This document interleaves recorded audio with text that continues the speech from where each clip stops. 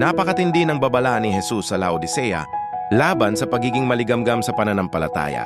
Ang isang maligamgam na Kristiyano ay maaaring mukhang may pananampalataya sa panlabas, dumadalo ng simbahan, nagdarasal paminsan-minsan, nagbabasa ng Biblia ngunit kulang sa tunay na apoy at pagsunod sa Diyos. Hindi nais ng Diyos ang kalahating puso. Hinahangad niya ang buong puso natin, isang pananampalatayang buo, mainit at tapat. Ang pagiging maligamgam ay mapanganib sapagkat tila may pananampalataya, ngunit kulang sa tunay na pagkakilala at pagsuko sa Diyos. Suriin natin ang ating sarili. Tayo ba'y talagang mainit sa paglilingkod at pag-ibig sa Diyos o naging komportable na lang sa pagiging Kristiyano sa pangalan lamang?